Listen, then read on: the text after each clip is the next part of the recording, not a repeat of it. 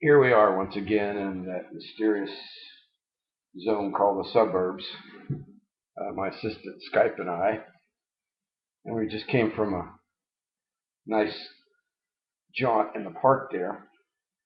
And Skype was saying that he lives a very active life. Of course, he's just a puppy, so he has what you would call intuition, or it's nature, I guess you would say, that he lives an active life versus a passive life. That brought up some interesting. Say hi, Scott. Say hi to the folks there. Brought up some interesting points, as well as giving us an opportunity to further test our webcam setup here and our microphone.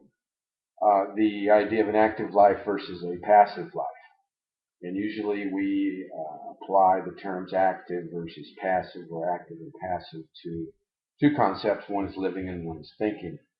The idea of active life is a life in which one is engaged or actively pursuing, and probably the best example would be of a person in the woods that's scavenging or foraging for food, who is very active, attuned to everything, totally engaged in what they're doing. It's also called in the flow, as opposed to those of us that are disengaged from what we do, sometimes called zombies, machines, robots.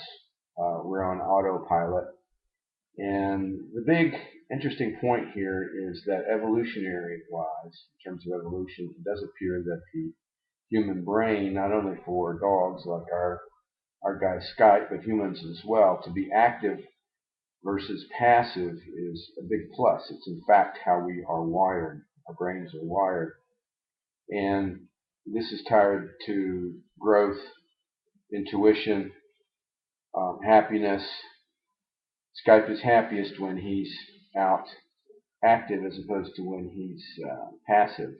Um, and we also have the extremes. You can say you're never totally active or totally never passive, but if you're sort of in a slumber state watching TV, that would definitely be active. Whereas if you're out hunting in the woods with your dog, or foraging for food and roots as a hunter-gatherer actively, then that would be another extreme.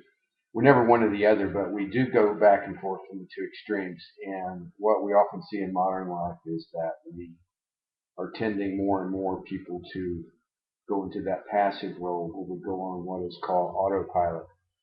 And here, certainly in the suburbs in Dallas, we can see many people that are simply going through the motions of their daily activities. So we want to thank Skype for all his input, and also YouTube and Google for, and our fine sponsors, as you can see at the bottom of the screen. Be sure to check them out as well. And Skype and I will see you in the next episode.